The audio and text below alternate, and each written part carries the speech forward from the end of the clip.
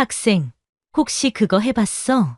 비가 내리는 어느 봄날, 홀로 앉은 다방 구석 테이블에서 말없이 차를 마시던 그녀가 조용히 입을 열었어요. 빨갛게 달아올라 고개만 푹 숙이고 있던 제 뺨을 어루만지며 그녀는 낮게 속삭였어요. 뭐? 처음이라고? 순진하네. 나 같은 아줌마한테 괜찮겠어? 순간 가슴이 뛰고 숨이 막혔어요. 철컹하고 다방 문이 잠기는 소리와 함께 공기마저 무거워졌고 그날의 달콤한 유혹이 어떻게 제 인생을 송두리째 흔들어 놓게 될지 저는 전혀 알지 못했어요. 지금부터 여러분의 상상을 완전히 뒤엎는 놀라운 이야기를 들려드리겠어요. 본격적으로 시작하기 전에 영상 오른쪽 아래 구독, 좋아요 눌러주세요. 모두 무료예요. 저는 올해 64세 강인호예요. 대구에서 회사를 다니다 은퇴한 지 2년이 넘었지만 아직도 뭘 해야 할지 모르겠어요. 매일 아침 6시 30분에 일어나는 습관은 남아있는데 정작 갈 곳도 할 일도 없어요. 그냥 거실에 앉아 뉴스만 보고 있으면 아내 윤정이가 차갑게 한마디 해요. 또 텔레비전이야? 맨날 집에만 처박혀 있지 말고 밖에 나가서 뭐라도 해보지 그래. 60세인 정희와 결혼한 지 35년이 됐지만 요즘 들어 대화가 점점 줄어들고 있어요. 뭔가 말을 해보려고 하면 서로 엇나가기만 하거든요. 이 나이에 무슨 일을 하라고, 어디 취직할 데도 없는데. 당신만 그런 게 아니야. 남들은 아파트 경비도 하고 마트에서 카트 정리 아르바이트라도 한다던데. 아니다. 됐다. 됐어. 내가 전생에 무슨 죄를 지었길래 이런 꼴이 됐나 몰라. 이런 식으로 몇 마디 주고받으면 서로 말이 막혀버려요. 정희도 속마음은 그렇지 않은데 표현하는 방법을 모르는 것 같아요. 저도 마찬가지고요. 그냥 서로 자기 할 일만 하며 지내고 있어요. 큰딸 수진이는 결혼해서 서울에 살고 아들 민우는 부산에서 직장 생활을 하고 있어요. 연락은 1년에 한두 번 정도예요. 그마저도 안부 인사가 전부죠. 아빠 잘 지내세요? 요즘 어떻게 지내세요? 응, 잘 지낸다. 너도 몸 조심해라. 네. 그럼 또 연락드릴게요. 짧은 통화가 끝나면 마음이 더 허전해져요. 아이들이 어릴 때는 그래도 집안이 시끌벅적했는데 지금은 너무 조용해요. 오후가 되면 산책을 나가요. 동네 한 바퀴 돌고 오는데 그것도 30분이면 끝나요. 공원 벤치에 앉아서 사람들 구경을 하기도 하는데 젊은 부부들이나 아이들 데리고 나온 가족들을 보면 괜히 더 마음이 쓸쓸해져요. 내 인생이 이렇게 시들어가는 건가? 요즘 혼잣말이 나올 때가 많아졌어요.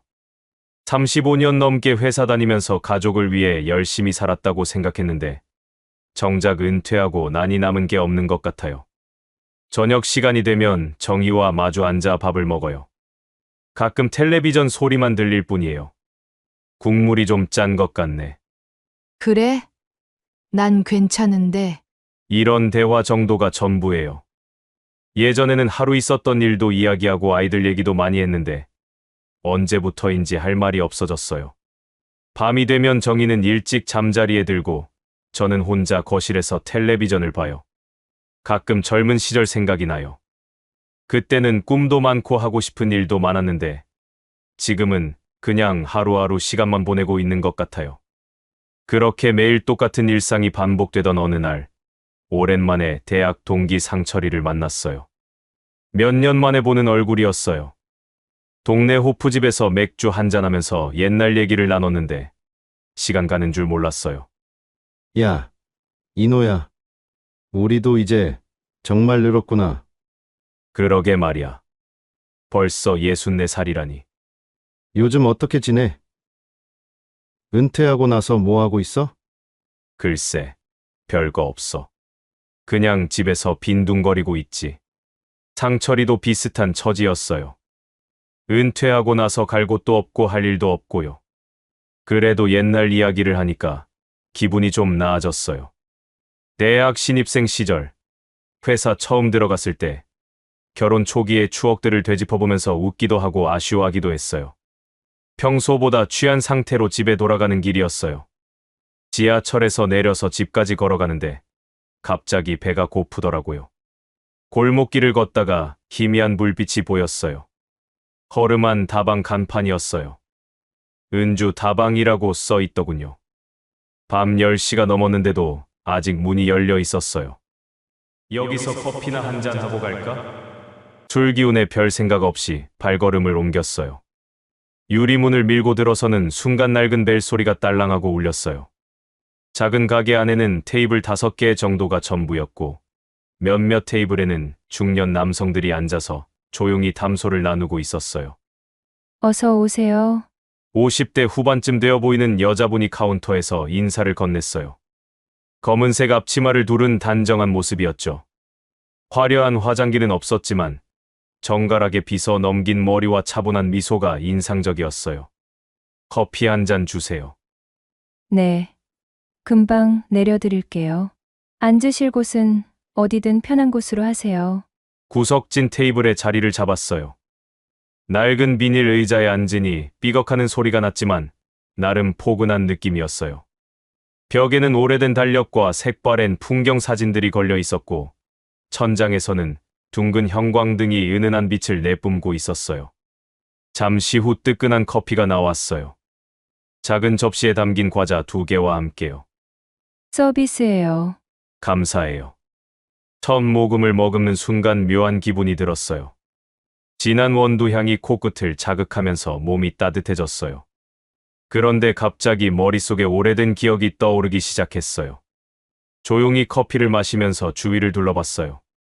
낡은 테이블, 오래된 의자, 벽에 붙은 메뉴판까지 모든 게 어디서 본 것 같은 기분이 들었죠. 뜨거운 커피를 한 모금 마실 때마다 기시감이 더욱 강해졌어요. 다른 손님들은 대부분 제 또래의 중년 남성들이었어요. 혼자 온 사람도 있고 둘이서 온 사람도 있었는데 모두들 조용히 커피를 마시며 각자의 시간을 보내고 있었어요.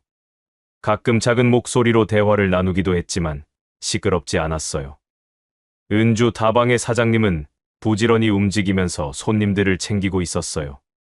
커피가 떨어지면 재빨리 새로 내려주고 재떨이가 가득 차면 얼른 비워주고요. 친절하면서도 과하지 않은 서비스였어요. 더 필요한 거 있으세요? 아니요, 괜찮아요. 사장님이 지나가면서 자연스럽게 물어봤어요. 강요하는 느낌은 전혀 없었고 진심으로 배려하는 마음이 느껴졌어요. 2번째 모금을 떠서 입에 넣는 순간 머릿속에 선명한 장면이 떠올랐어요. 40년도 더 된 일인데 마치 어제 일처럼 생생했죠. 대학교 2학년 가을이었어요.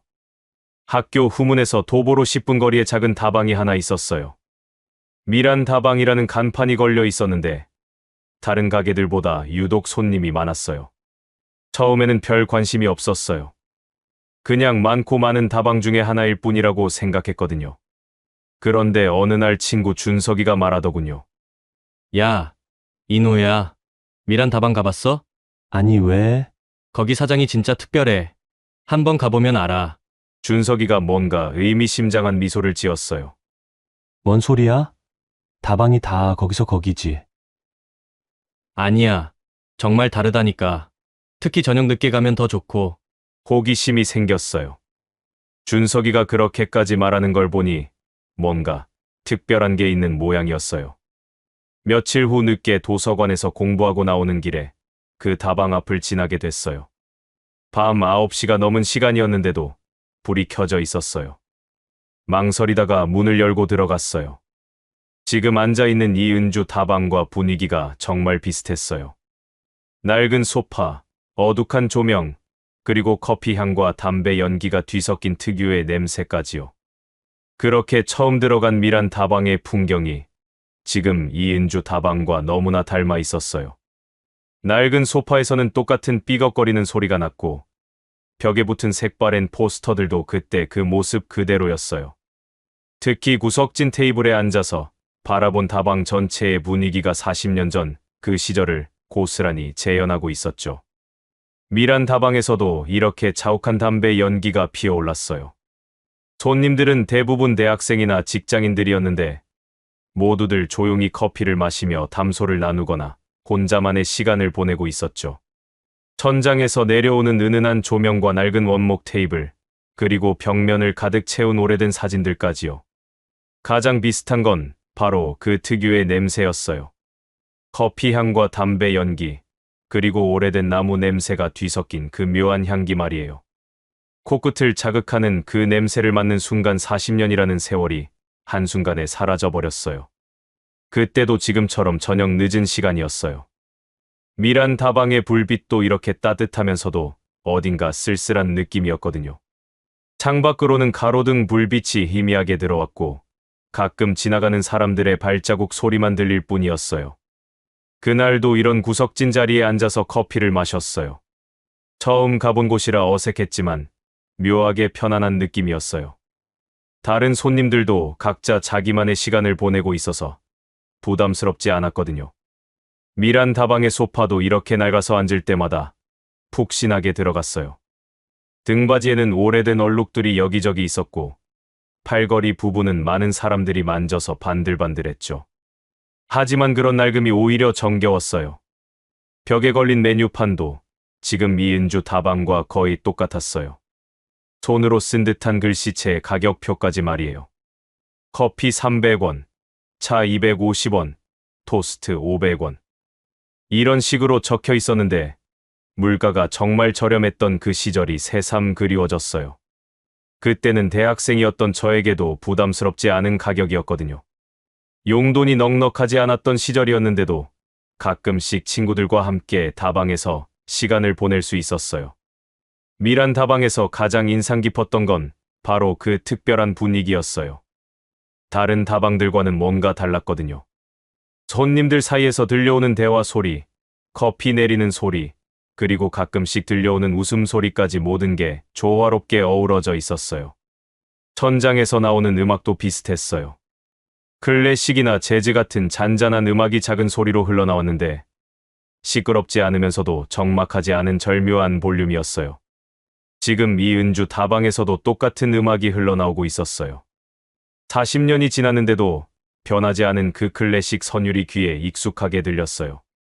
테이블 위에 놓인 재떨이도 그때 그 모습 그대로였어요. 유리로 만들어진 두꺼운 재떨이였는데 바닥에는 여러 사람들이 끄고 간 담배꽁초의 흔적들이 남아 있었어요.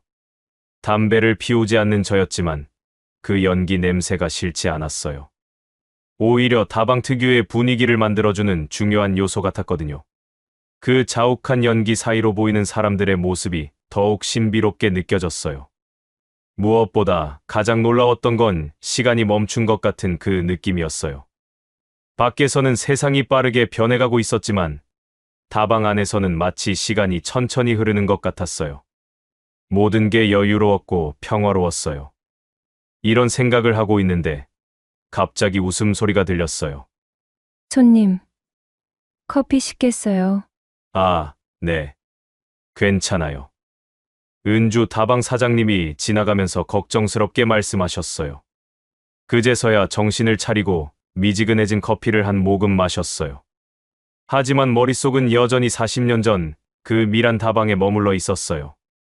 그때 제가 미란 다방에 처음 들어간 이유가 있었어요.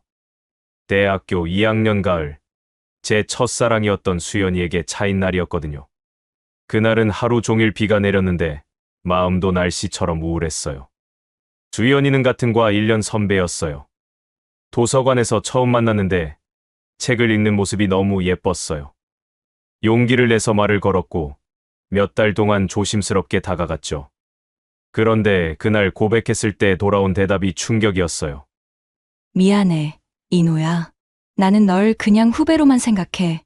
그리고 이미 사귀는 사람이 있어. 머리를 한 대 얻어맞은 것 같았어요.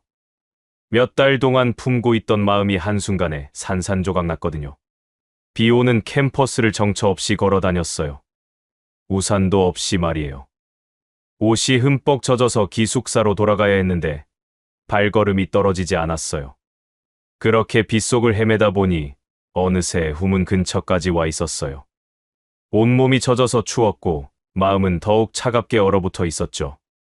그때 희미한 불빛이 보였어요. 미란 다방이라는 간판이었어요. 따뜻해 보이는 그 불빛이 마치 저를 부르는 것 같았어요. 망설이다가 문을 열고 들어갔어요.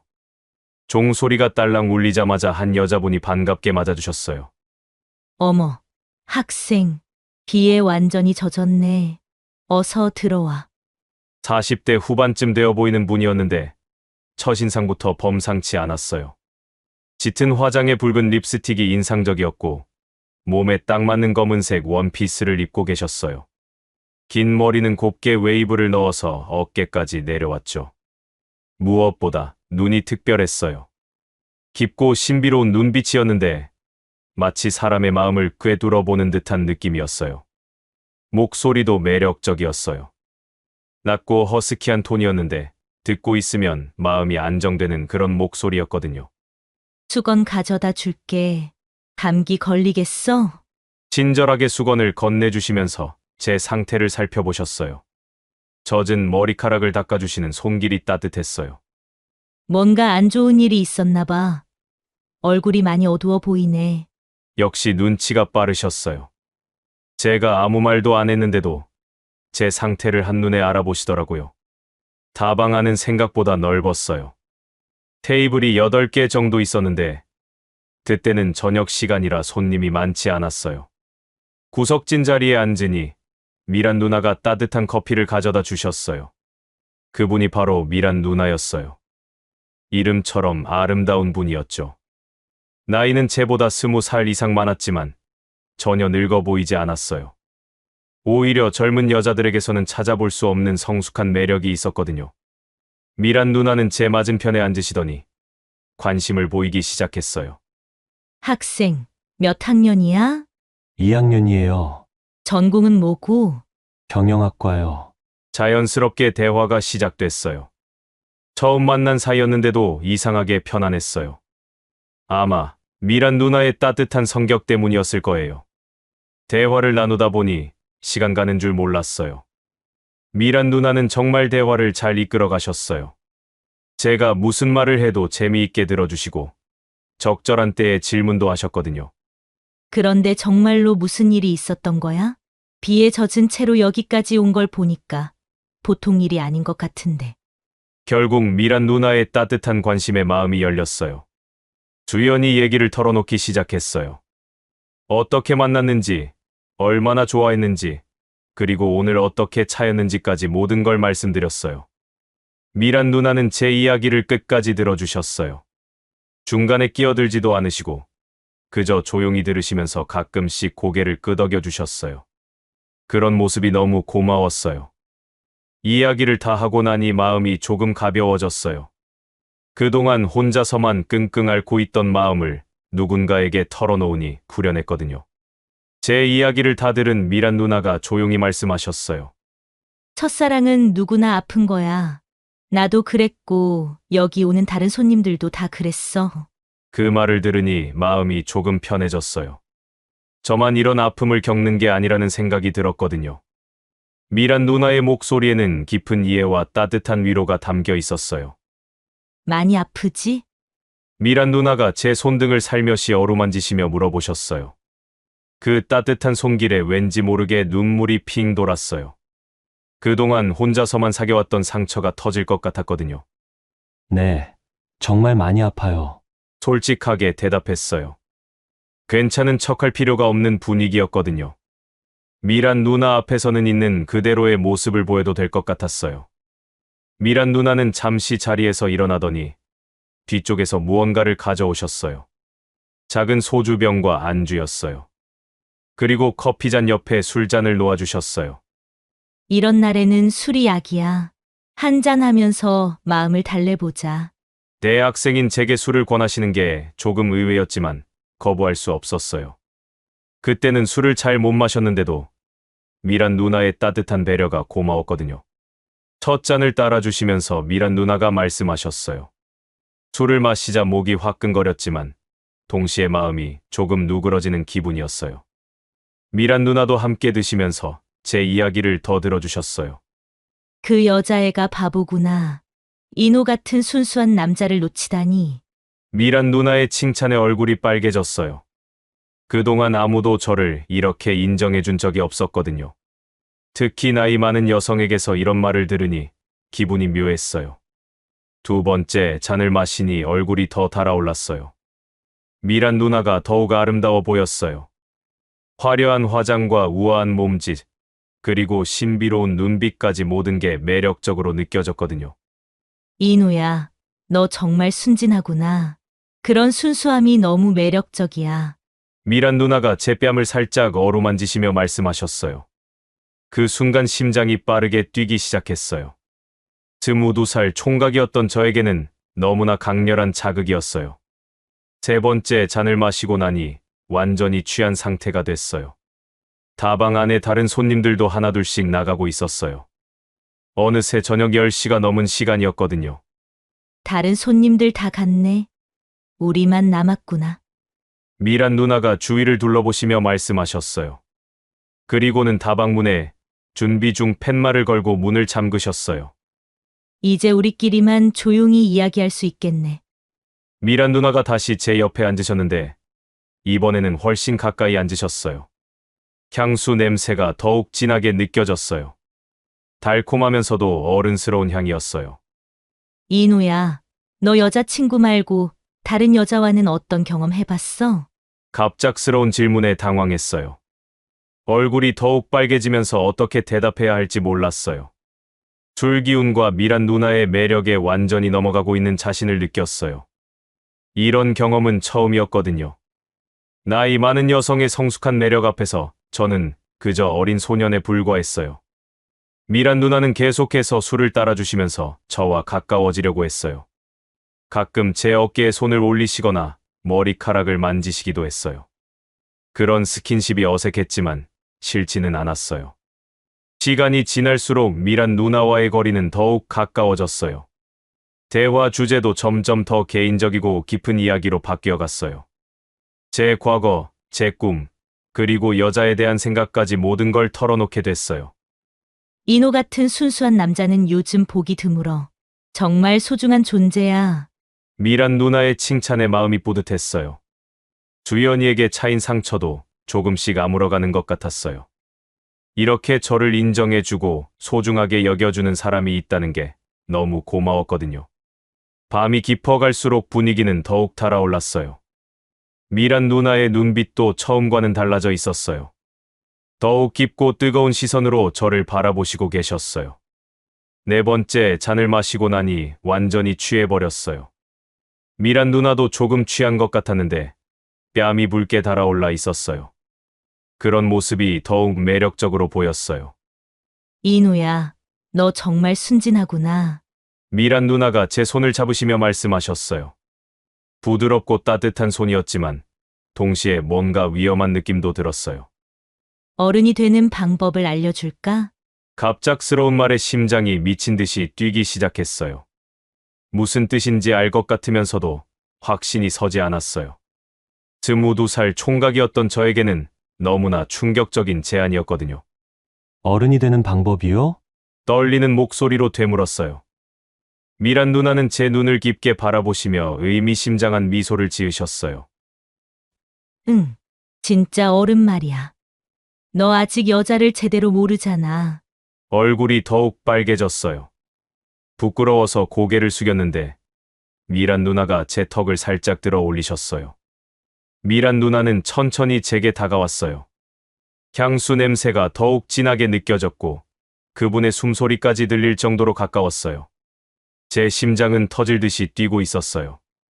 무서워하지 마. 누나가 천천히 가르쳐 줄게. 그분의 손이 제 뺨을 부드럽게 어루만졌어요. 따뜻하면서도 부드러운 손길이었는데 온몸에 전율이 흘렀어요. 이런 경험은 처음이었거든요. 미란 누나는 더욱 가까이 다가오셔서 제 귀에 속삭이셨어요. 따뜻한 숨결이 귓가를 간지럽혔어요. 이누야, 눈 감아봐. 떨리는 마음으로 눈을 감았어요. 그 순간 부드럽고 따뜻한 무언가가 제 입술에 닿았어요. 제 생애 첫 번째 진짜 키스였어요. 온 세상이 멈춘 것 같았어요. 키스가 끝난 후 미란 누나가 조용히 말씀하셨어요. 어땠어? 좋았지? 고개를 끄덕일 수밖에 없었어요.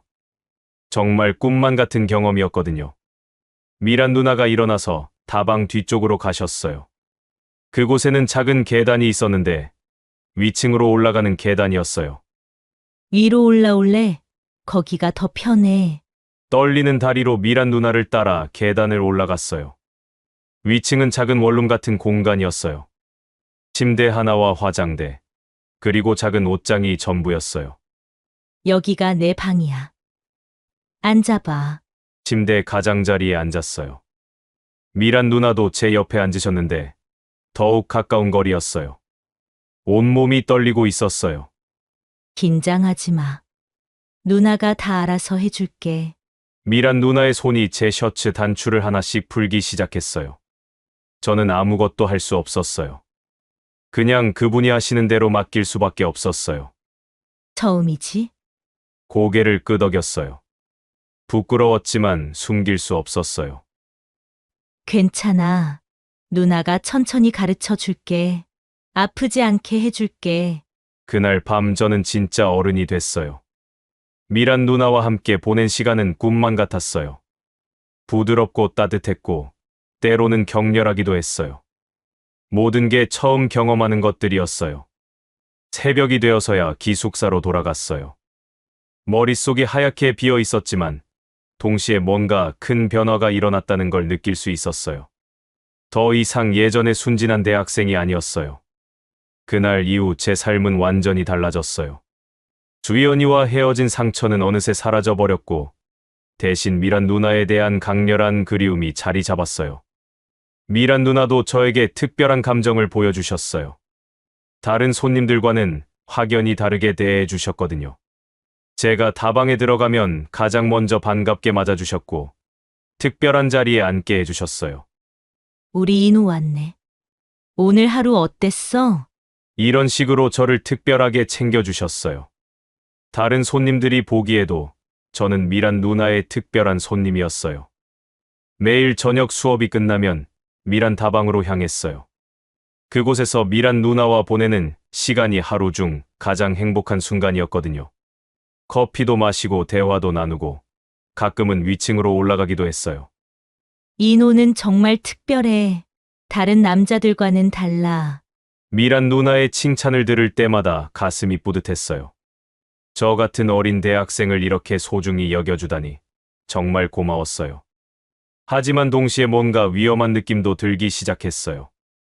미란 누나의 눈빛이 점점 강렬해지고 있었거든요. 처음에 따뜻하고 부드러운 시선에서 뭔가 소유욕 같은 것이 느껴지기 시작했어요. 처음 한 달 정도는 정말 행복했어요. 매일 저녁 미란 다방을 찾아가는 게 일상이 됐거든요. 수업이 끝나면 곧바로 그곳으로 향했고 미란 누나는 언제나 반갑게 맞아주셨어요. 우리 인우 왔네. 오늘도 보고 싶었어. 미란 누나는 다른 손님들과는 확연히 다르게 저를 대해주셨어요.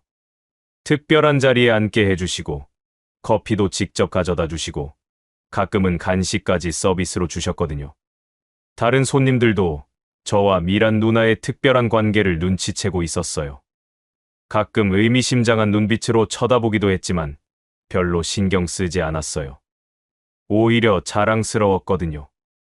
인호는 정말 특별해. 내가 제일 아끼는 손님이야. 이런 말을 들을 때마다 가슴이 뿌듯했어요. 나이 많은 여성에게 이렇게 사랑받는다는 게 22살 대학생에게는 큰 자부심이었거든요. 하지만 시간이 지날수록 뭔가 이상한 점들을 발견하기 시작했어요. 미란 누나의 눈빛이 점점 강렬해지고 있었거든요. 처음에 따뜻하고 부드러운 시선에서 뭔가 소유욕 같은 것이 느껴지기 시작했어요. 인호야, 오늘 왜 이렇게 늦었어? 다른 데서 뭐 했던 거야? 예전에는 이런 질문을 하지 않으셨는데 어느 순간부터 제 일상을 자세히 묻기 시작하셨어요. 처음에는 관심 표현이라고 생각했는데 점점 감시받는 기분이 들었어요. 어느 날은 제가 평소보다 30분 늦게 갔는데 미란 누나가 화를 내셨어요. 어디서 뭐 했길래 이렇게 늦었어? 도서관에서 공부하고 있었어요. 거짓말하지 마. 다른 여자랑 있었던 거 아니야? 점점 부담스러워지기 시작했어요. 연인도 아닌데 왜 이렇게 간섭하는 걸까요? 자유롭게 대학 생활을 즐기고 싶었는데 그럴 수가 없었어요. 한 달 정도 지나자 미란 누나의 집착은 더욱 심해졌어요. 제가 다른 여학생과 이야기하는 것도 싫어하셨고, 친구들과 시간을 보내는 것까지 질투하셨어요.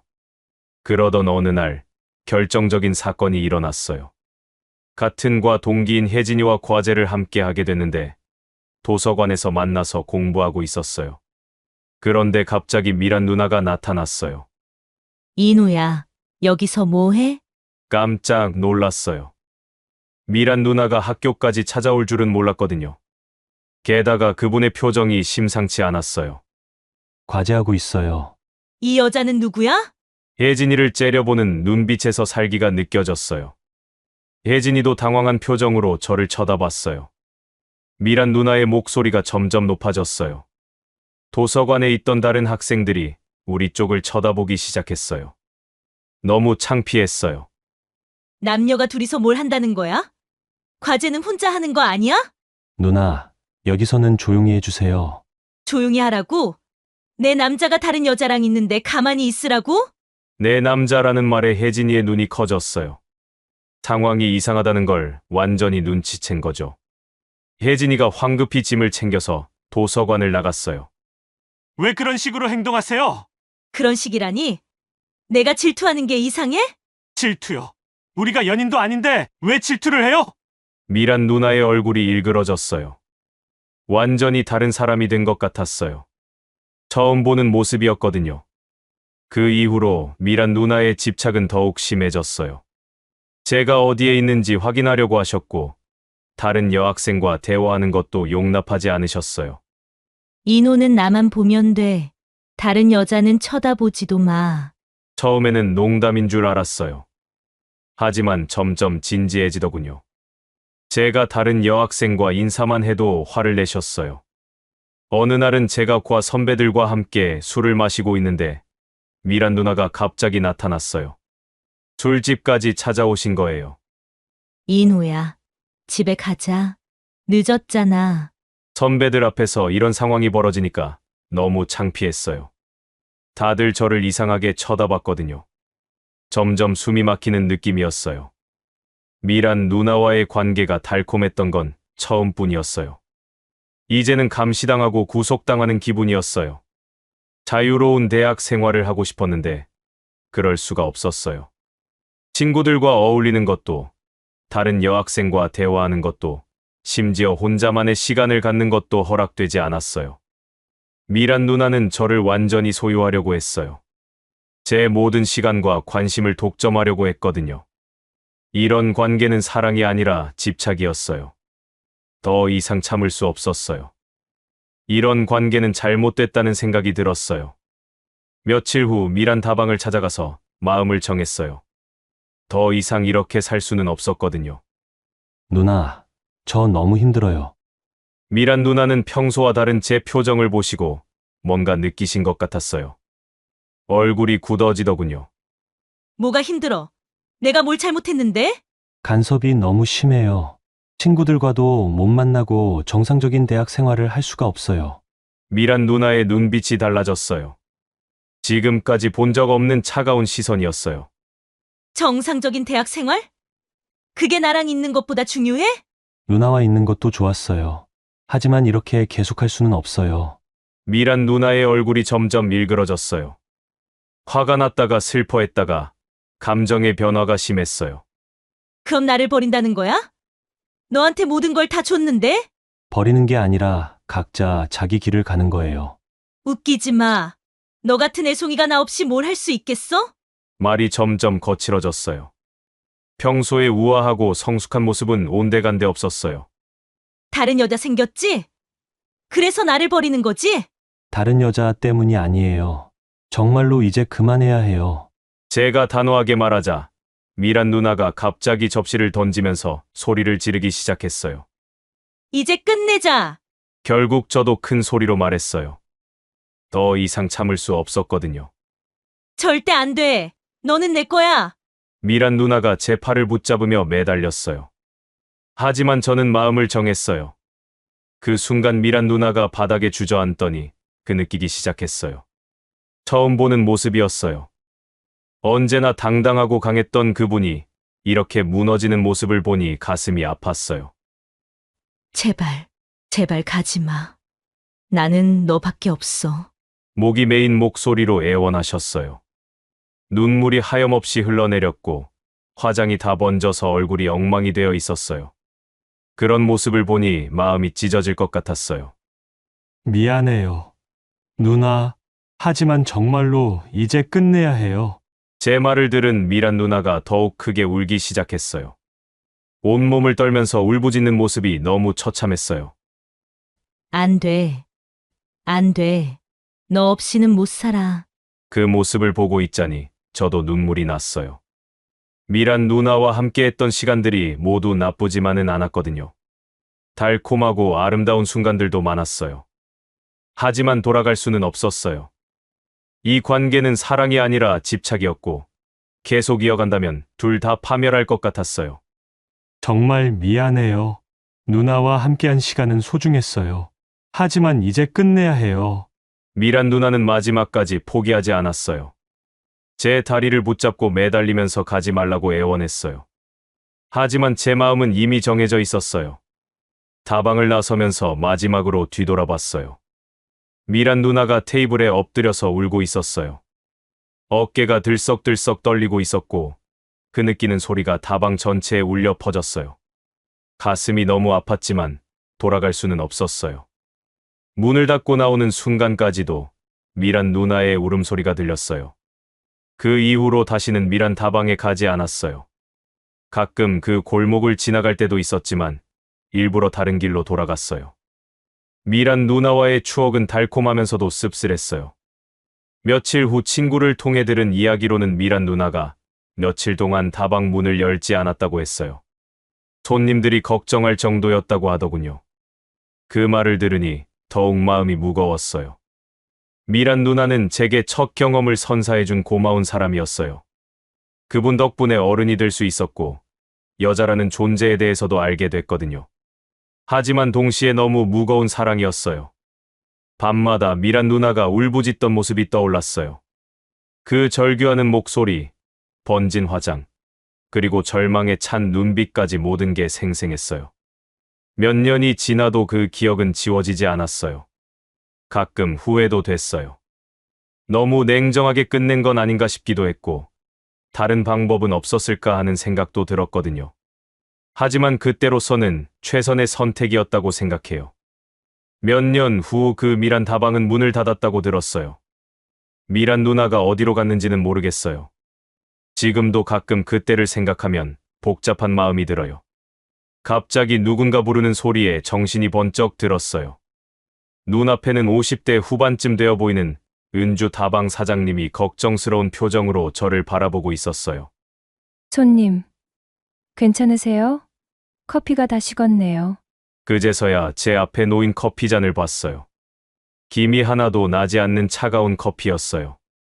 40년도 더 된 기억에 빠져 있느라 시간 가는 줄 몰랐던 거예요. 아, 네. 괜찮아요. 새로 내려주실 필요 없어요. 식은 커피를 한 모금 마셨어요. 쓰고 차가웠지만 오히려 정신이 맑아지는 기분이었어요. 현실로 돌아오는 느낌이랄까요. 40년도 더 된 기억이 이렇게 생생할 줄 몰랐어요. 마치 어제 일처럼 선명하게 떠올랐던 미란 누나와의 추억들. 그때는 정말 격렬하고 뜨거운 시간이었어요. 하지만 지금 생각해보니 그게 정말 사랑이었을까 싶어요. 40대 후반 여자와 22살 청년의 관계. 그건 사랑이라기보다는 일종의 일탈이었던 것 같아요. 저에게는 첫 경험이었고 미란 누나에게는 외로움을 달래는 방법이었을지도 모르겠어요. 서로 다른 이유로 시작된 관계였던 거죠. 은주 다방 사장님을 다시 바라봤어요. 성실하게 가게를 운영하며 묵묵히 살아가는 모습이 미란 누나와는 사뭇 달랐어요. 화려한 화장도 없고 몸에 딱 달라붙는 옷도 입지 않았어요. 그냥 평범한 중년 여성의 모습이었어요. 하지만 그런 평범함에서 오히려 안정감이 느껴졌어요. 인위적이지 않은 자연스러운 모습이었거든요. 더 필요한 거 있으세요? 사장님이 다시 물어보셨어요. 친절하면서도 과하지 않은 서비스였어요.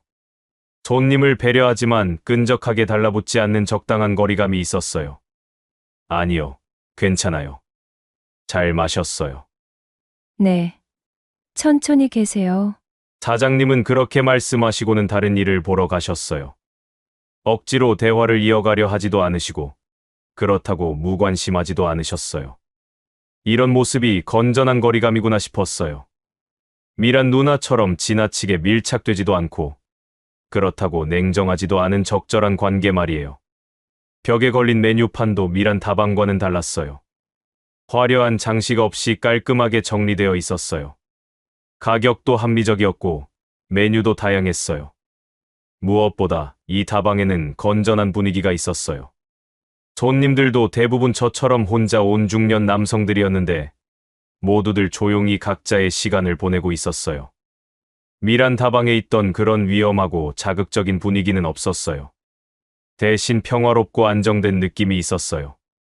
나이가 들어서 그런지 이런 분위기가 더 편안하게 느껴졌어요. 계산을 하면서 문득 생각이 들었어요. 지금 집에 가면 정희가 기다리고 있을 거라는 생각 말이에요. 35년을 함께 살아온 아내. 때로는 투덜거리고 때로는 무심하지만 언제나 제 곁에 있어 준 사람. 미란 누나와의 관계는 자극적이고 달콤했지만 결국 끝날 수밖에 없었어요. 너무 뜨거웠기 때문에 오래 갈 수 없었던 거죠. 불꽃 같았지만 금세 꺼져버린 사랑이었어요. 하지만 정희와의 결혼 생활은 달랐어요. 평범하고 때로는 지루했지만 35년이라는 긴 시간을 함께 버텨왔어요. 잔잔한 호수처럼 깊고 오래가는 사랑이었던 거죠. 다방을 나서면서 차가운 밤 공기를 마셨어요. 술 기운도 깨고 머리도 맑아졌어요. 집으로 걸어가면서 계속 생각했어요. 요즘 정희와 대화가 줄어들고 서로 할 말이 없어진 건 맞지만 그게 정말 문제일까요? 젊었을 때는 사랑이 뜨겁고 격렬해야 한다고 생각했어요. 미란 누나와의 관계처럼 말이에요. 하지만 나이가 들면서 사랑이란 그런 게 아니라는 걸 깨달았어요. 진짜 사랑은 평범한 일상을 함께 나누는 거였어요. 아침에 일어나서 잘 잤어 라고 인사하고 저녁엔 같은 식탁에서 밥을 먹고 아플 때 서로 돌봐주는 것. 그런 소소한 것들이 진짜 사랑인 거죠.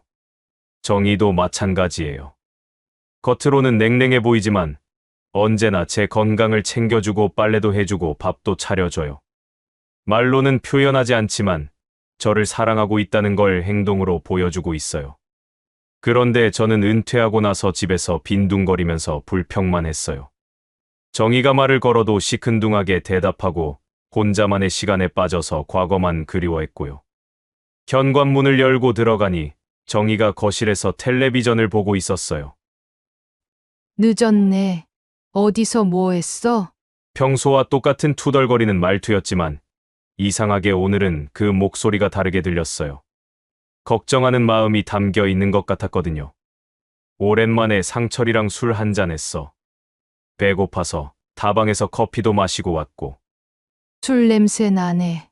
씻고 자. 그럴게. 씻으러 가면서 문득 생각했어요. 정희도 외로울 거라는 생각 말이에요.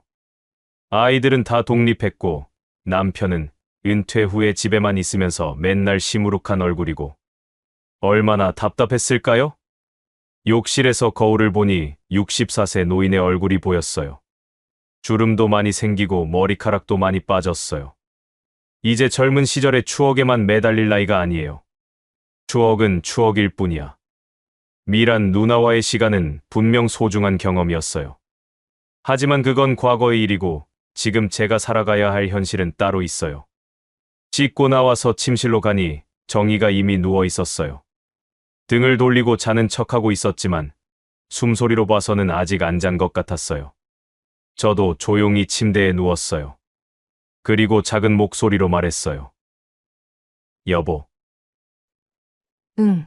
고마워. 뭐가? 그냥. 35년 동안 고생 많았어. 잠시 침묵이 흘렀어요. 그러더니 정희가 작은 목소리로 대답했어요. 별 말씀을요. 그게 전부였어요. 하지만 그걸로 충분했어요. 많은 말이 필요하지 않았어요. 서로의 마음을 아는 것만으로도 충분했거든요. 침대에 누워 천장을 바라보면서 다짐했어요. 이제부터는 과거의 추억에만 매달리지 말고 현재를 소중히 하자고. 정희에게도 더 잘해주고 남은 인생을 의미 있게 살아가자고. 추억은 뜨거웠지만 진짜 배를 채우는 건 지금 내 앞에 있는 현실이니까요. 정희와 함께하는 평범한 일상이 바로 제 인생의 진짜 밥상이라는 걸 깨달았어요. 40년 전 그 뜨거운 추억도 소중하지만 지금 옆에서 잠든 정희가 더 소중하다는 걸 알았거든요. 미란 누나와의 사랑은 불꽃 같았지만 금세 타버렸어요. 하지만 정희와의 사랑은 잔잔한 강물처럼 조용하지만 깊고 오래가는 사랑이었어요. 매일 아침 함께 일어나고 같은 밥상에서 밥을 먹고 밤에 같은 침대에서 잠드는 것. 그런 평범한 일상들이 쌓여서 35년이라는 긴 시간이 된 거예요. 그게 바로 진짜 사랑이었어요. 내일부터는 달라져야겠어요. 정희에게 더 많은 관심을 보이고 함께할 수 있는 일들을 찾아보고 남은 인생을 더 의미 있게 살아가야겠어요. 아침에는 잘 잤어. 라고 먼저 인사하고 저녁에는 하루 있었던 일을 이야기하고 가끔은 함께 산책도 나가고 아이들에게도 더 자주 연락해 봐야겠어요. 은퇴했다고 해서 인생이 끝난 건 아니잖아요. 오히려 이제부터가 진짜 시작일 수도 있어요. 회사 일에 쫓기지 않고 진정으로 가족과 시간을 보낼 수 있는 기회니까요. 정희의 고른 숨소리를 들으며 마음이 평온해졌어요. 이런 평범한 순간들이 얼마나 소중한 건지 이제야 깨달았어요. 미란 다방에서의 뜨거운 밤도 추억이지만 지금 이 순간 정희와 함께 누워있는 이 평범한 밤이 더 값진 거예요. 이게 바로 진짜 행복이고 진짜 사랑이거든요. 젊을 때는 자극적이고 화려한 것만 추구했지만 나이가 들면서 평범함의 소중함을 알게 됐어요. 매일 반복되는 일상이 얼마나 귀한 건지 깨달았거든요. 앞으로 남은 시간이 얼마나 될지는 모르지만 그 시간을 정희와 함께 소중하게 보내고 싶어요. 서로 건강할 때 더 많은 추억을 만들고 더 많은 사랑을 나누고 싶어요. 오늘 밤의 깨달음을 잊지 않을 거예요. 과거의 달콤한 추억도 좋지만 현재의 평범한 사랑이 더 소중하다는 것을 말이에요. 여러분은 어떠신가요? 지금 곁에 있는 사람의 소중함을 놓치고 계시지는 않나요? 이 영상이 도움이 되셨다면 구독과 좋아요 버튼을 눌러주세요. 그리고 알림 설정도 해주시면 새로운 이야기를 가장 먼저 만나보실 수 있어요. 댓글로 여러분만의 사연도 들려주시면 감사하겠어요. 다음에도 더 좋은 이야기로 찾아뵐게요. 시청해주셔서 감사합니다. 어머님, 또 오셨어요? 연세도 있으신데 이러시면 안 되죠? 아이고, 무릎이 아파서 겨우 버스 타고 왔는데. 우리 딸이 얼마나 스트레스 받는지 아세요? 사돈어른 때문에 우울증 약까지 먹어요. 나는 아직 마트에서 일도 하고 있는데 그저 손주 얼굴 보고 싶어서. 손주는 무슨 손주예요? 어머님 오실 때마다 애가 불안해한다고요? 아이고, 우리 딸이 시어머니 때문에 이렇게 고생하는데 내가 어떻게 보고만 있겠어요? 난 그저 퇴근길에 잠깐. 퇴근하고 오시면 더 안 되죠? 마트 음식 냄새가 온 집안을 배잖아요. 미안하구나 씻고 올걸. 씻고 오시면 뭐해요? 어차피 어머님은 늘 그런 냄새 나는데. 우리 딸 코가 얼마나 예민한데 시어머니가 그걸 모르시나? 이제 집에 들어오지도 마세요. 현관 청소하기도 귀찮아요. 나는 그저. 어머님, 제발 그만 오세요. 우리 신경 쓰지 마시고 마트나 열심히 다니세요. 딸이 이렇게 고생하는데 난들 가만히 있겠어요? 이제 그만 가세요. 손주 얼굴이라도. 손주는 안 사돈 손주인가요? 우리 외손주한테 냄새나는 할머니라고 소문내고 싶지 않아요. 그래, 버스 시간 되어가니 가봐야겠구나. 다음에도 또 이러실 거면 차라리 오지 마세요. 어차피 바쁘시잖아요. 알겠다. 미안하다. 그날은 제가 70년 살면서 가장 가슴 아팠던 날이었습니다. 결국 제가 자식 집을 팔아버리게 된 그날의 이야기를 들려드리려고 합니다. 이 이야기의 끝이 궁금하시다면 구독, 좋아요 부탁드리겠습니다. 3년 전으로 거슬러 올라가 보죠. 아들이 처음 며느리감을 데리고 왔을 때였습니다. 그 애는 마치 천사 같았어요. 간호사로 일하면서도 주말마다 저를 찾아와 반찬을 해주곤 했죠. 어머님, 제가 친딸이라고 생각해주세요. 앞으로 제가 효도하게 해주세요. 라며 무릎에 머리를 기대던 그 모습이 지금도 선합니다. 며느리를 처음 만난 날이 떠오릅니다. 봄날 저녁이었지요. 아들이 조심스레 여자친구를 데려왔을 때 그 아이의 웃음소리가 얼마나 고왔는지 모릅니다.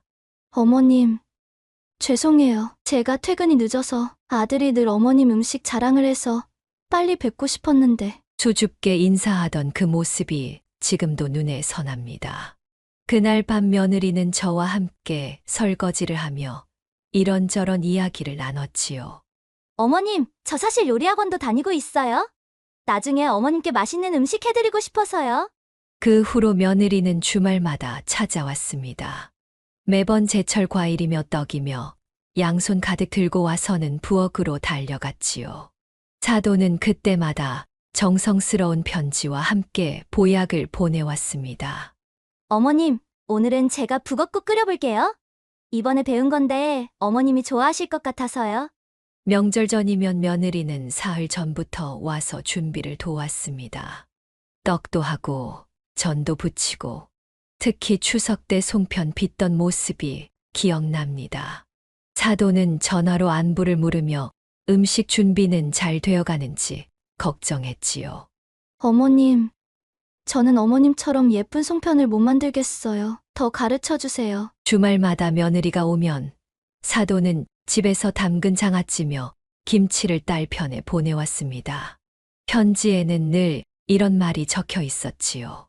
사돈어른, 제가 직접 가서 인사드리지 못해 죄송해요. 우리 딸이 음식 배우느라 실수도 많을 텐데 잘 가르쳐 주세요. 제가 담근 장아찌 보내드립니다. 일요일 아침이면 며느리는 일찍부터 장을 봐와서 점심을 차려주었습니다. 저와 아들의 입맛을 얼마나 연구했는지 반찬 하나하나가 우리 입맛에 딱 맞았지요. 어머님, 이번에는 청국장도 해보고 싶은데 어머님께서 가르쳐 주시면 안 될까요? 제가 감기에 걸렸을 때는 며느리가 회사 점심시간에 잠깐 들러 죽을 끓여주고 갔습니다. 사돈은 급히 한약을 지어 보내면서 문자를 보내왔지요. 사돈어른, 감기약 배달시켜드렸어요. 우리 집안 대대로 내려오는 비방이에요. 꼭 드셔보세요. 생신날이면 며느리는 케이크와 꽃다발을 들고 왔고 사돈은 택배로 한과와 보약을 보내왔습니다.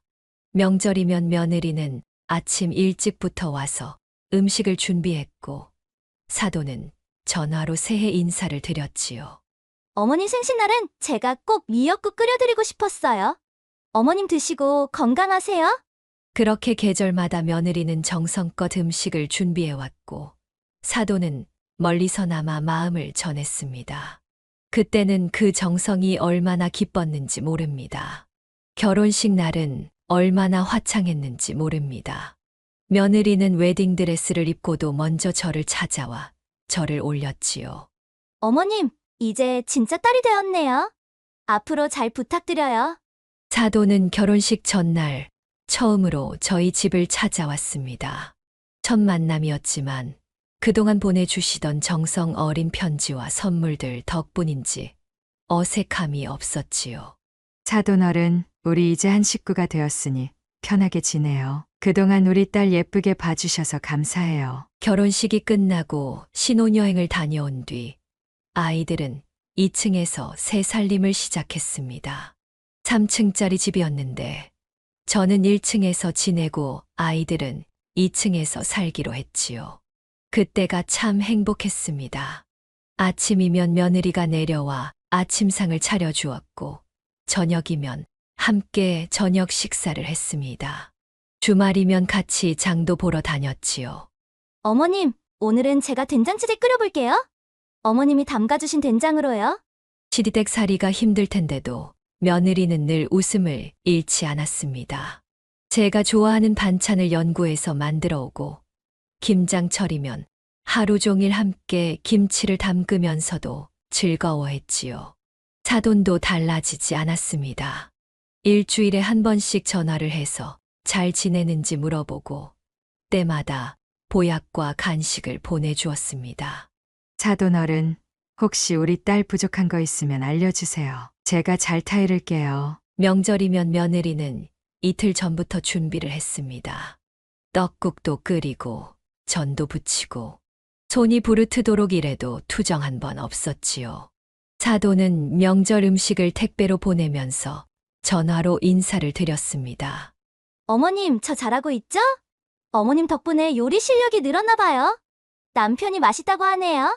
사돈어른, 명절 음식 조금 보냈어요. 우리 딸이 고생할까봐 걱정돼서요. 첫 손주가 생겼다는 소식을 들었을 때는 얼마나 기뻤는지 모릅니다. 며느리는 입덧이 심한데도 저를 먼저 걱정했고 사도는 매주 보약을 보내왔지요. 어머님, 첫 손주가 생겼어요. 어머님이 좋아하실 것 같아서 얼마나 기뻤는지 몰라요. 아이가 뱃속에 있을 때부터 며느리는 저와 함께 태교를 했습니다. 좋은 음악을 틀어놓고 같이 뜨개질을 하고 산책도 다녔지요. 사도는 태교에 좋다며 과일을 보내고 이런저런 조언을 해주었습니다. 그렇게 행복한 시간이 흘러갔습니다. 서로를 배려하고 아끼며 정말 한 가족이 된 것 같았습니다. 그때는 이 행복이 영원할 것만 같았습니다. 집을 물려준 것은 아들 내외가 결혼 5년째 되던 해였습니다. 아들이 눈치를 보며 말을 꺼냈을 때 저는 흔쾌히 승낙했지요. 우리 가족이 더 행복해질 거라 믿었으니까요. 하지만 등기가 넘어간 그날부터 무언가가 조금씩 달라지기 시작했습니다. 어머님, 오늘은 제가 좀 피곤해서 아침은 알아서 드시면 안 될까요? 처음에는 가끔이던 것이 점점 잦아졌습니다. 아침상을 차려주던 며느리의 발걸음이 뜸해졌고 말투에도 미묘한 변화가 생겼지요. 어머님, 이제 우리도 살림 늘어난 김에 그릇 좀 새로 사고 싶은데 어머님 그릇은 따로 쓰시는 게 어떠세요? 부엌 찬장에 있던 제 그릇들이 어느 날 조용히 뒷선반으로 밀려났습니다. 며느리는 새 그릇을 사들이며 부엌을 하나둘 자신의 공간으로 만들어갔습니다. 사돈의 전화도 달라졌습니다. 매주 하던 전화가 2주에 한 번, 한 달에 한 번으로 뜸해졌고 통화 내용도 짧아졌지요. 사돈어른, 요새 바빠서 다음에 전화드릴게요. 명절 준비도 달라졌습니다. 며느리는 이제 전날에야 준비를 시작했고 제가 거들려 하면 손사래를 쳤습니다. 어머님, 제가 할게요. 그냥 계세요. 손주들과 놀아주는 것도 조금씩 눈치 보이기 시작했습니다. 어머님, 아이들 숙제가 많아서요. 오늘은 놀아주지 마세요. 저녁 식사 자리에서는 며느리와 아들이 서로 눈빛을 주고받았습니다. 무슨 말을 하고 싶은 듯 망설이다가 입을 다무는 모습이 잦아졌지요. 사돈이 보내주던 선물도 끊겼습니다. 명절에 형식적으로 전화 한 통이 전부였지요. 사돈어른, 네, 잘 지내고 있습니다. 그래도 저는 애써 긍정적으로 생각하려 했습니다. 다들 바쁜가 보다. 요즘 젊은 사람들은 다 이런가 보다. 하지만 그때는 몰랐습니다. 이것이 시작에 불과하다는 것을. 달력이 한 장 한 장 넘어가면서 며느리의 불만은 점점 더 노골적으로 드러났습니다. 어머님, 제가 밥을 먹다가 말았는데 자꾸 오셔서 치우시고 설거지 하시면 제가 며느리로서 얼마나 눈치 보이겠어요?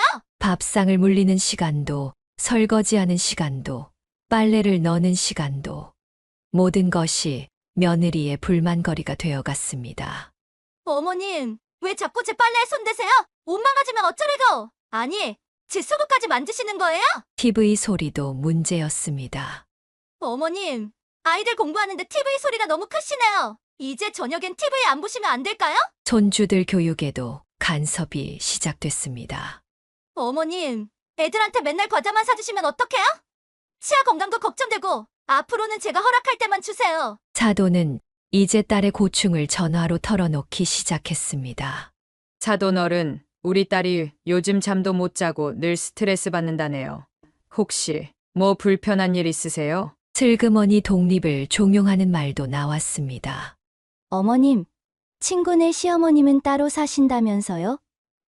아들도 며느리도 편하다고 하던데. 아들은 이제 식사 자리에서 말이 없어졌습니다. 가끔 며느리의 눈치를 보다가 한숨만 쉬었지요. 주방에 들어가면 며느리는 한숨을 쉬었고 거실에 있으면 눈살을 찌푸렸습니다. 제가 있는 곳이라면 어디든 불편한 기색이 역력했지요. 어머님, 제가 살림하기가 너무 불편해요. 어머님은 이제 편하게 쉬세요. 일일이 신경 쓰지 마시고. 명절에 사돈이 오면 이제는 딸과 둘이서만 소곤거렸습니다. 저를 보면 말을 흐리고 방으로 들어가 문을 닫았지요. 어머님, 우리 이제 명절 음식도 따로 하면 어떨까요? 어차피 어머님은 드시는 양도 적으신데. 하루는 기가 막힌 일도 있었습니다. 며느리 친구들이 놀러 왔는데 아이고, 시어머니랑 같이 사세요? 어떡해요. 전 절대 못 살 것 같은데. 그 말을 들은 며느리는 말리기는커녕 한숨만 푹푹 쉬었습니다. 그때 사돈에게 온 전화. 사돈 어른, 우리 이제 솔직히 좀 얘기해 볼까요? 그날부터 사돈의 전화가 잦아졌습니다. 이제는 하루가 멀다 하고 전화를 걸어왔지요. 사돈 어른, 우리 딸이 얼마나 힘든지 아세요? 밤마다 울면서 전화해요. 시어머니 눈치 보느라 제대로 된 살림도 못한대요. 처음에는 돌려 말하던 것이 점점 직설적으로 변해갔습니다. 사돈 어른, 젊은 애들이 어떻게 어른이랑 같이 살아요? 요즘 세상에 그런 집이 어디 있다고 우리 딸 인생 망치게 할 순 없잖아요. 사돈은 이제 며느리 앞에서도 거리낌 없이 말했습니다. 딸아, 엄마가 널 이렇게 키운 게 아닌데 시어머니 모시느라 이렇게 고생하는 걸 보니 내 마음이 찢어지네. 한 번은 사돈이 집으로 찾아왔습니다. 손에는 아파트 전단지를 들고 있었지요. 사돈 어른, 여기 좋은 실버타운이 있더라고요. 한번 둘러보시는 건 어떠세요? 우리가 용돈도 드릴 테니. 며느리는 그런 사돈을 말리기는커녕 옆에서 거들었습니다. 맞아요, 어머님. 거기 시설 좋대요. 어머님 친구분들도 거기 계시다고. 이제는 아들 앞에서도 서슴없이 얘기했습니다. 내 마누라가 얼마나 힘들어하는지 알아? 너희 둘만의 생활이 필요한 나이야. 이제 어머님 모시는 것도 한계가 있잖니. 사돈은 밤낮으로 딸에게 전화해서 이런 말을 했습니다. 예, 너는 왜 그렇게 순하기만 하니? 시어머니한테 좀 더 세게 나가. 안 그러면 너만 힘들어. 설거지를 하고 있으면 사돈과 며느리가 주방 앞에서 소곤거리는 소리가 들렸습니다.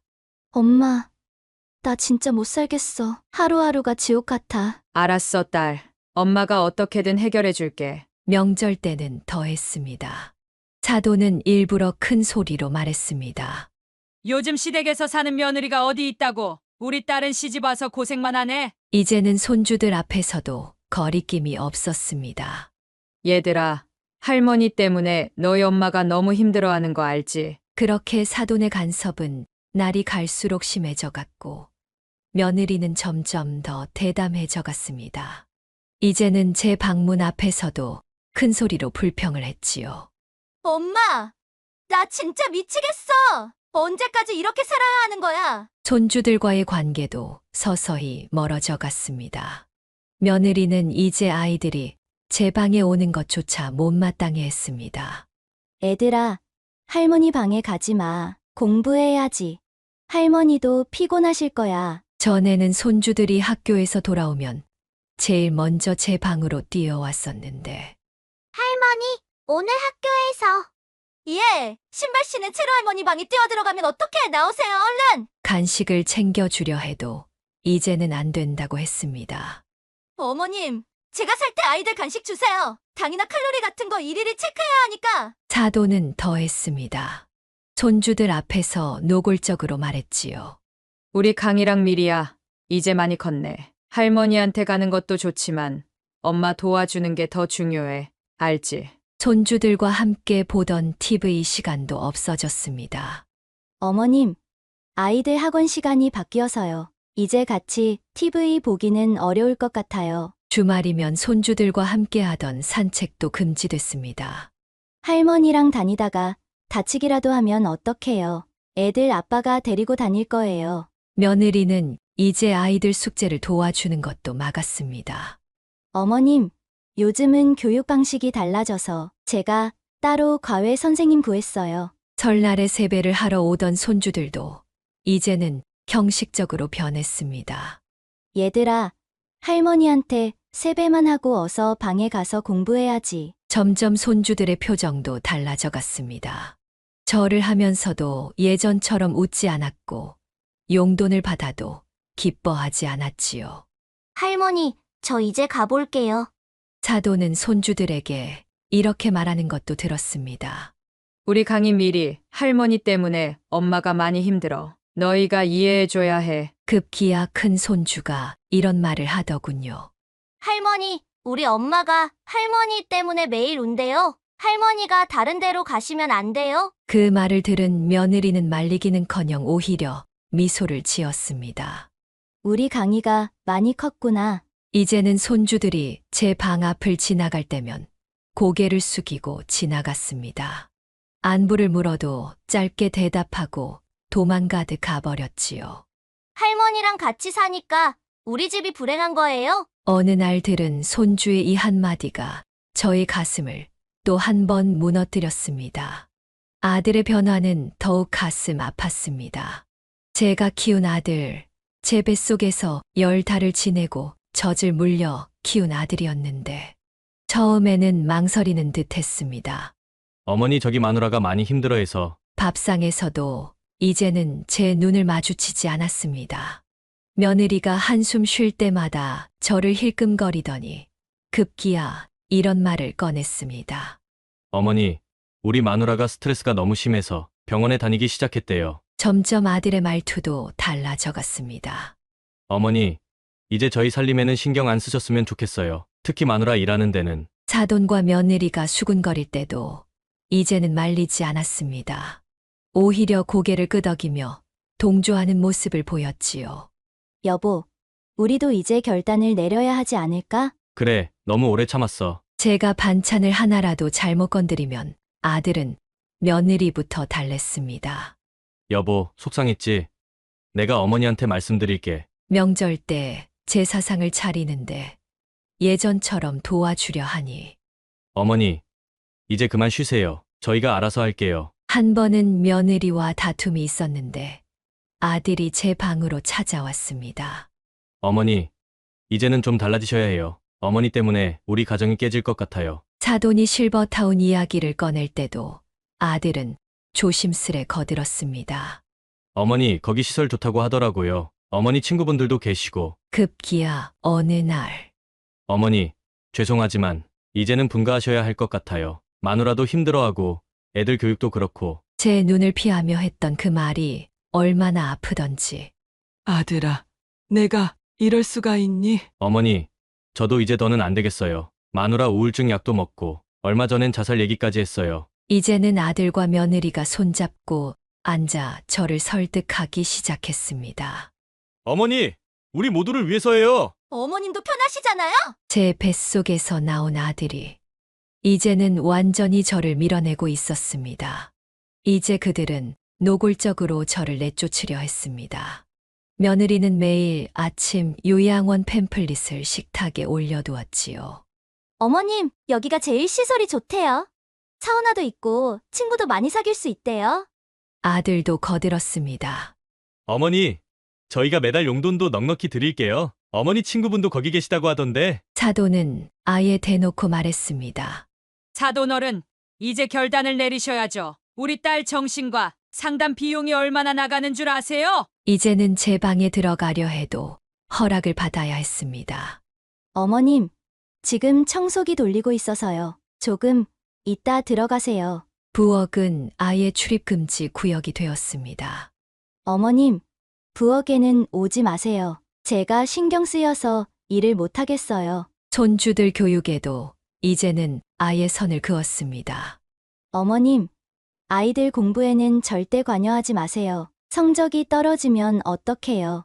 밥상도 따로 차려졌습니다.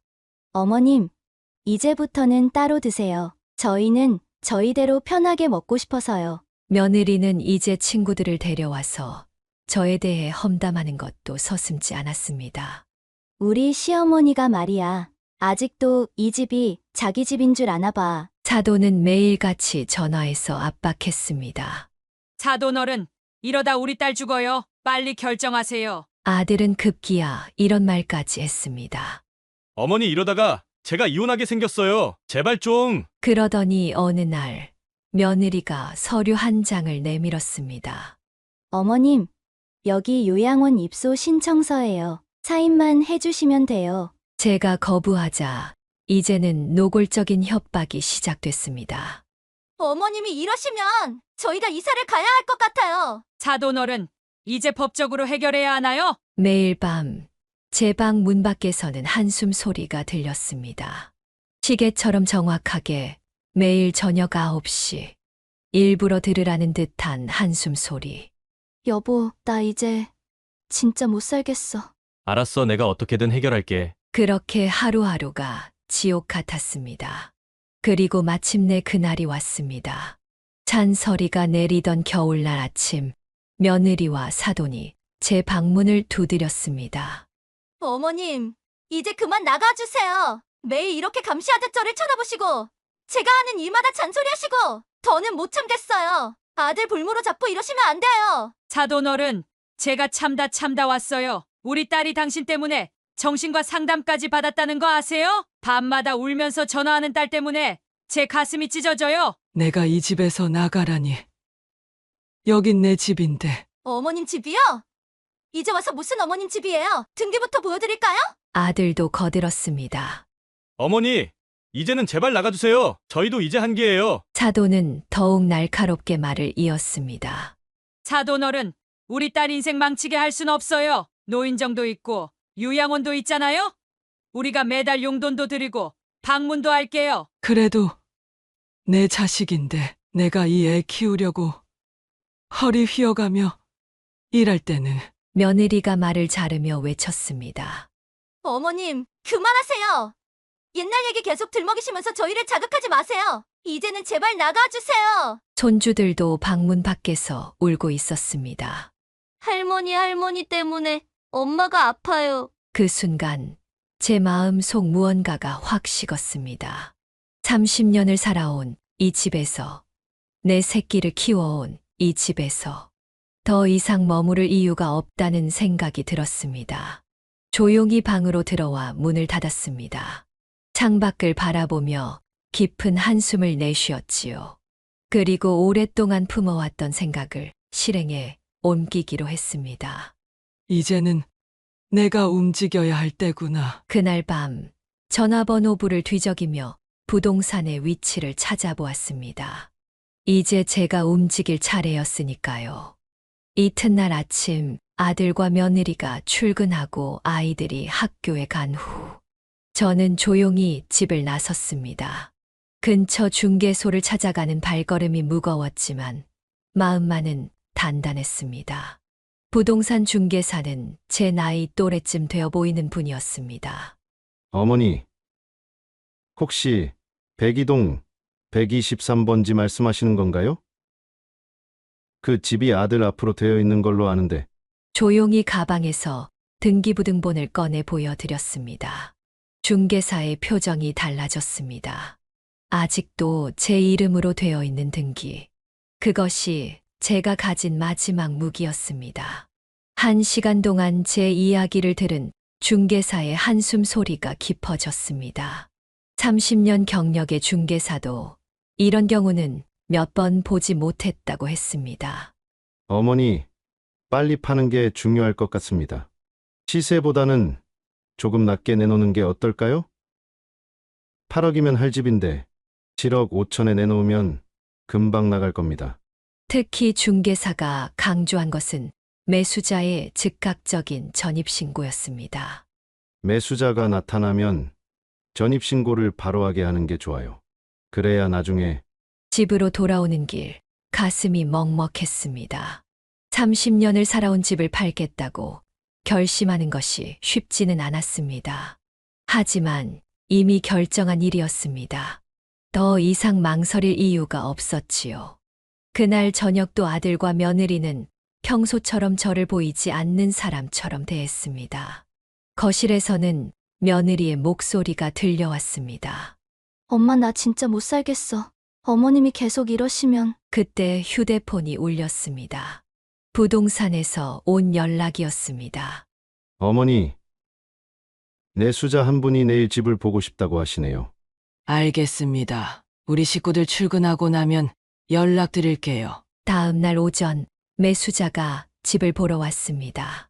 부동산 중개사의 말처럼 시세보다 낮은 가격 덕분인지 매수자는 많은 관심을 보였습니다. 하지만 제게는 한 가지 조건이 있었지요. 계약하시면 즉시 전입신고를 하셔야 해요. 조건이 그렇답니다.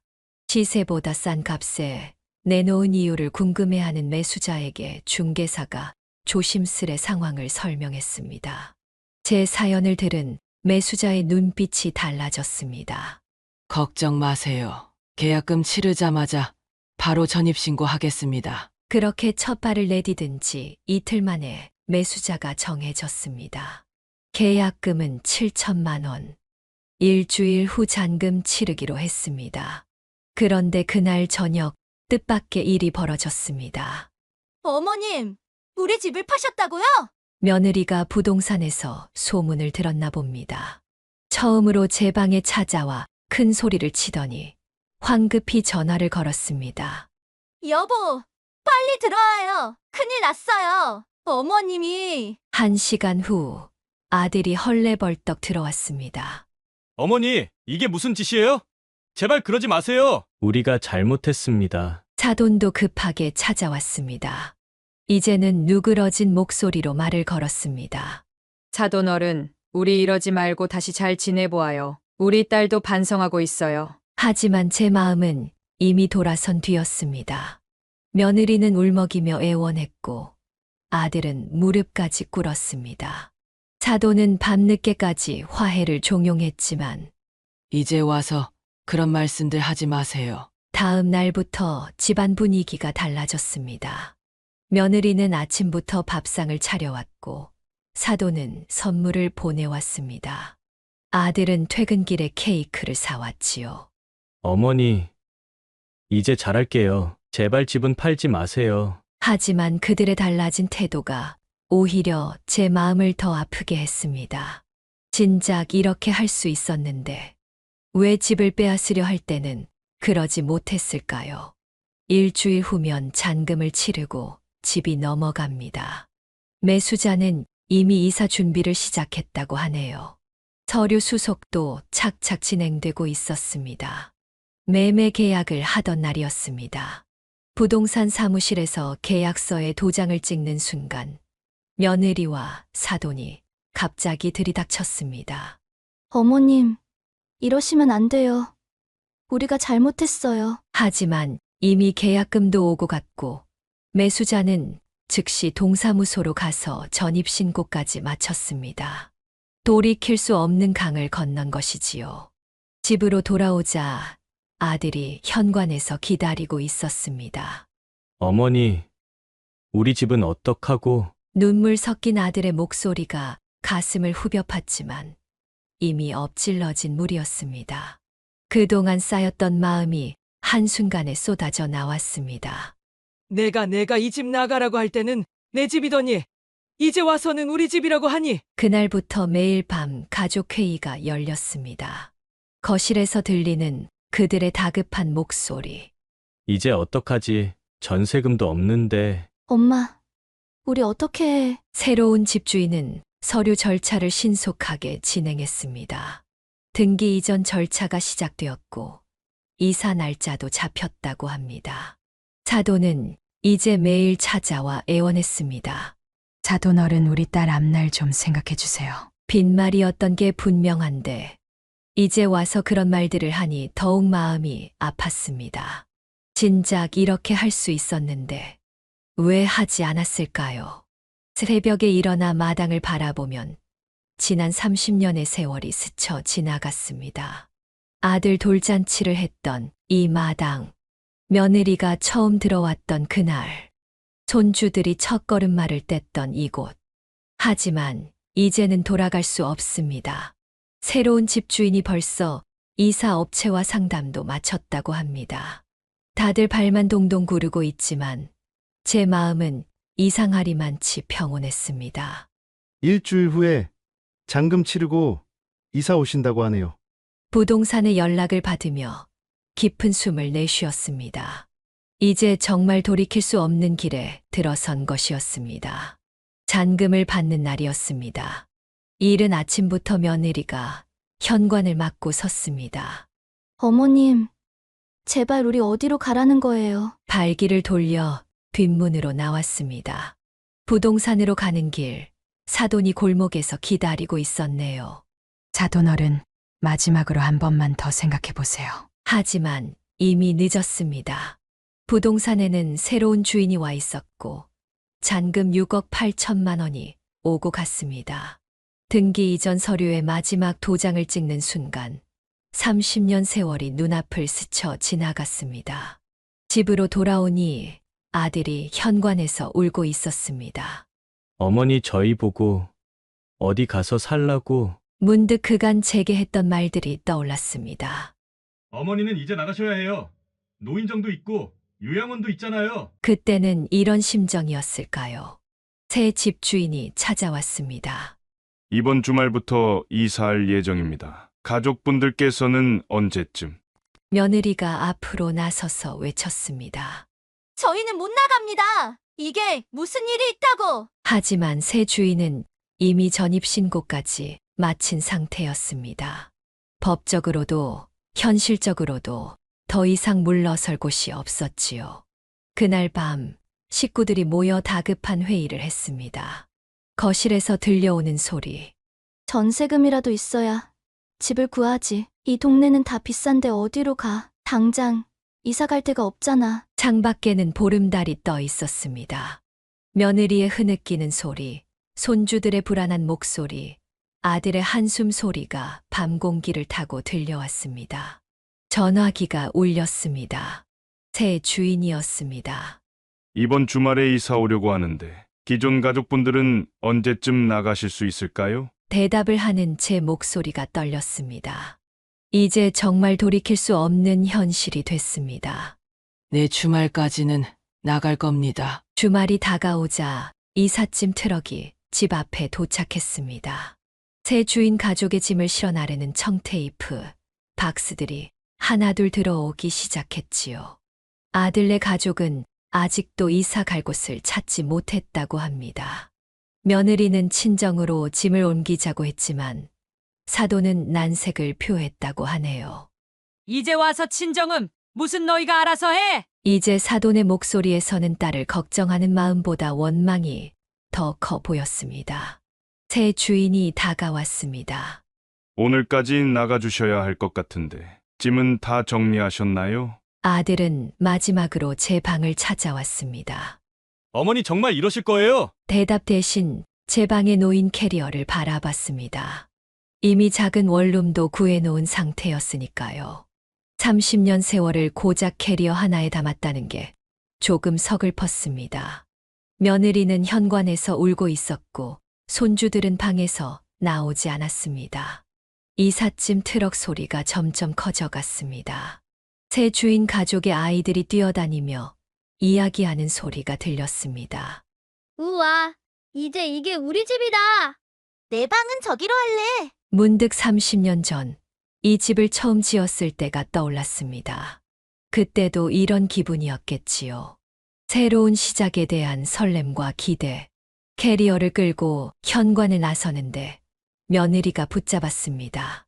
어머님, 저희는 어떡하라고. 그제서야 제가 입을 열었습니다.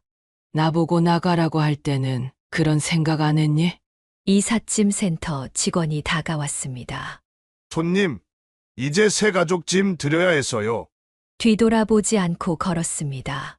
등 뒤로 들리는 며느리의 흐느낌 소리, 아들의 한숨 소리, 손주들의 울음소리가 점점 멀어져 갔습니다. 이제 저는 새로운 시작을 하려 합니다. 작은 원룸이지만 제 마음대로 살 수 있는 곳으로 떠납니다. 그들은 앞으로 어떻게 살아갈까요? 캐리어를 끌고 나온 지 이틀째 원룸에서 지내고 있는데 동네 사람들에게서 연락이 왔습니다. 아들네는 결국 짐을 다 싸지도 못한 채 새 주인에게 쫓겨났다고 합니다. 짐은 급하게 다 트럭에 실었지만 갈 곳이 없어 며느리는 큰 손주와 작은 손주를 데리고 친정으로 갔다고 하네요.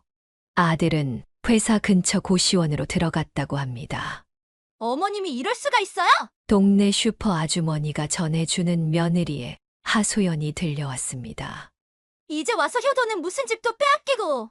동네를 지나가는 사람들의 수군거림도 들립니다. 자식 망하게 만든 노인네라고, 며느리가 얼마나 고생했다고. 하지만 그들은 모릅니다. 제가 얼마나 외롭고 힘든 시간을 보냈는지, 얼마나 많은 눈물을 삼켰는지. 어제는 손주들이 다니던 학교에서 연락이 왔답니다. 전학 가게 된다고. 며느리가 학교에서 울면서 전학 서류를 챙겨갔다고 하네요.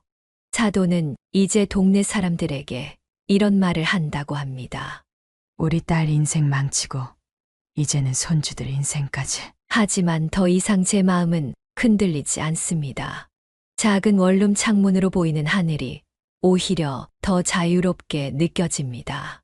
퇴근 시간 아들이 고시원으로 들어가는 모습을 우연히 보았습니다. 한숨을 쉬며 들어가는 뒷모습이 안쓰럽기도 했지만 이제는 그도 인생을 다시 배워가겠지요. 며느리는 친정 근처로 아이들 전학을 알아본다고 합니다.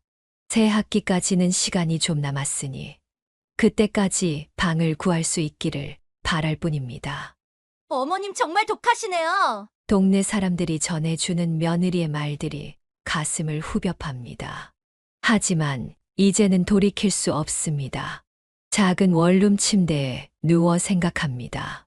집을 잃은 그들의 심정이 어떨까? 하지만 그들도 이제 알게 되겠지요. 가족의 진정한 의미를, 그리고 서로를 아끼고 존중하는 것이 얼마나 소중한지를. 창밖으로 별이 보입니다. 작은 창문으로 보이는 별이 전에 살던 큰 집 창문으로 보던 별보다 더 반짝이는 것 같네요. 한 달이 지났습니다. 작은 원룸이지만 제 마음대로 살 수 있다는 게 얼마나 행복한지 모릅니다. 아침에 눈을 뜨면 가장 먼저 창밖 하늘을 봅니다. 더 이상 누구의 눈치도 보지 않고 TV도 실컷 봅니다. 집을 판 돈으로 따뜻한 원룸도 샀고 나머지는 은행에 예금해 두었습니다. 매달 나오는 이자로 편히 살 수 있어요. 할머니, 오늘은 무슨 반찬 드시고 싶으세요? 복지관에서 매일 도시락도 배달해주고 말동무도 생겼습니다. 일주일에 2번은 실버요가 교실에도 다닙니다. 어머, 할머니 몸매가 달라지셨어요. 며칠 전에는 아들에게서 문자가 왔더군요. 어머니, 잘 지내시나요? 답장은 하지 않았습니다. 아직은 때가 아닌 것 같아서요. 동네 마트 알바를 시작한 며느리도 봤답니다. 예전에 당당하던 모습은 없었지만 첫 월급을 받으며 웃는 모습이 어쩐지 더 사람답아 보였어요. 손주들은 전학을 갔다고 합니다. 지하 단칸방에서 셋이 산다는 소식도 들립니다. 마음이 아프지만 이제 그들도 인생을 배워가는 중이겠지요. 그래도 너무하신 거 아니에요? 복지관 친구들이 가끔 그러더군요. 하지만 전 이렇게 말합니다. 집을 빼앗으려 할 때는 그렇게 독하더니 빼앗기고 나니 그제서야 눈물을 흘리네요. 이제는 매일 아침 산책을 합니다. 복지관에서 만난 친구들과 커피도 마시고 밤에는 글쓰기 교실도 다닙니다. 2달이 지난 어느 날 복지관 앞에서 뜻밖의 모습을 보았습니다. 아들과 며느리 그리고 사돈이 무릎을 꿇고 있었어요. 어머니, 저희가 잘못했습니다. 지나치려 했지만 며느리가 제 발목을 잡았습니다. 어머님, 이제 알겠어요. 제가 얼마나 못된 며느리였는지, 그동안 어머님 마음이 어떠셨을지. 사돈은 머리를 바닥에 찌우며 울었습니다. 사돈 어른, 제가 잘못 생각했어요. 우리 딸만 챙기다가 사돈 어른 마음은 생각도 못했네요. 복지관 직원들이 말렸지만 그들은 막무가내였습니다. 쌀쌀한 바닥에 그대로 무릎 꿇은 채 어머니, 손주들이 할머니를 너무 보고 싶어 해요. 아들이 내민 편지 봉투. 거기엔 손주들의 서툰 글씨체로 편지가 들어 있었습니다. 할머니, 저 미리예요. 할머니가 보고 싶어요. 이제 엄마 아빠가 얼마나 잘못했는지 알았대요. 저도 알아요. 그때 할머니한테 못되게 굴어서 죄송해요. 며느리는 두꺼운 노트를 내밀었습니다. 매일 밤 반성일기를 썼다는 노트였어요. 하루하루 돌아보니 제가 얼마나 이기적이었는지 보이더라고요. 어머님께 너무 죄송해서 매일 밤 울면서 썼어요. 그리고 그동안 모아둔 사진들을 가져왔습니다. 결혼 전 찍은 사진들, 며느리가 처음 집에 왔을 때, 손주들과 찍은 사진들. 자돈어른, 이때로 다시 돌아가고 싶어요. 우리 다시 가족이 될 수 없을까요? 그날 저녁 원룸으로 돌아와 편지와 일기를 읽어보았습니다. 며느리의 일기장에는 눈물 자국이 선명했고 손주들의 편지에는 그리움이 가득했습니다. 그 일이 있고 난 후 아들 내외의 모습이 자주 보이기 시작했습니다. 매일 아침 복지관 앞에서 기다리는 모습이 눈에 띄었어요. 어머니, 오늘은 저희 얘기 한 번만 들어주시면 안 될까요? 비가 오나 눈이 오나 매일같이 찾아왔습니다. 며느리는 이제 퇴근하고 나면 복지관으로 왔어요. 어머님, 도시락이라도 드시고 가세요. 지하 단칸방에서 만들었다는 도시락. 예전처럼 화려하진 않지만 정성이 담긴 반찬들이었습니다. 실버요가 교실에도 찾아왔더군요. 어머님, 이제는 제가 어머님 머리 매일 감겨드릴게요. 어머님 건강은 제가 책임질게요. 사돈도 달라졌습니다. 이제는 매일 문자를 보내왔어요. 자돈어른, 오늘도 편안하셨나요? 우리 딸이 잘못했습니다. 이제는 제가 바로잡을게요. 손주들도 학교 다녀와서 복지관에 들른다고 합니다. 멀리서 할머니 모습이라도 보려고. 할머니, 저희 이제 공부 열심히 해요. 엄마 아빠 고생하시는 거 보면서 많이 배웠어요. 아들은 고시원에서 퇴근할 때마다 멀리서 절을 하고 갔습니다. 어머니, 이제야 제가 얼마나 불효자식이었는지 알겠어요. 매일 이렇게 절하고 갈 겁니다. 어느 날은 며느리가 울면서 이야기를 하더군요. 어머님, 지하방에 살면서 비로소 알겠어요. 제가 얼마나 호강하며 살았는지. 어머님 마음은 생각도 안 하고 죄송해요. 사돈도 크게 달라졌습니다. 자돈어른, 우리 딸 잘못 키운 제 책임이 크네요. 이제는 제가 딸을 바로잡을게요. 제발 한 번만 더 기회를 주세요. 달라진 그들의 모습을 보며 생각에 잠깁니다. 마음이 조금씩 흔들리기 시작했지만 아직도 그때의 상처가 가시질 않네요. 창밖의 달을 바라봅니다. 용서라는 것, 참 어려운 일인가 봅니다. 이제 3달이 지났네요. 창가에 앉아 지난 시간들을 돌아봅니다. 처음 며느리를 봤을 때의 설렘, 손주들을 처음 안아봤을 때의 떨림, 아들과 함께 보냈던 수많은 시간들, 하지만 동시에 떠오르는 기억들. 어머님, 이제 그만 나가주세요. 노인정도 있고 요양원도 있잖아요. 할머니 때문에 엄마가 아파요. 그 말들이 아직도 가슴 한구석에 가시처럼 남아 있습니다. 며느리는 이제 매일 도시락을 싸들고 옵니다. 어머님, 제발 한 숟가락만이라도. 아들은 여전히 매일 절을 하고. 어머니, 이제야 제가 진짜 불효자였다는 걸 알았습니다. 손주들은 편지를 보내옵니다. 할머니, 우리 다시 한 집에서 살면 안 될까요? 사돈도 매일같이 찾아와 눈물로 호소합니다. 자돈어른, 우리 모두 잘못했어요. 지하 단칸방에서 살면서 그들도 많이 달라졌다고 합니다. 이제는 서로를 더 이해하고 더 감사할 줄 안다고. 복지관 친구들은 이렇게 말합니다. 용서해 주세요. 그래도 당신 자식인데. 하지만 또 다른 친구들은 이렇게도 말하지요. 정신 차리세요. 또 속으면 어쩌려고. 밤이면 생각합니다. 용서는 해줘야 할까요? 시간이 지나면 또 달라질까요? 진심이 맞다면 다시 시작해 볼 수 있을까요? 여러분은 어떻게 생각하시나요? 제가 그들을 용서하고 다시 한번 기회를 주는 게 맞을까요? 아니면 이대로 새로운 삶을 이어가는 게 좋을까요? 댓글로 여러분의 생각을 들려주세요. 여러분이라면 어떻게 하시겠습니까? 오늘도 이 할머니의 이야기를 들어주셔서 감사합니다.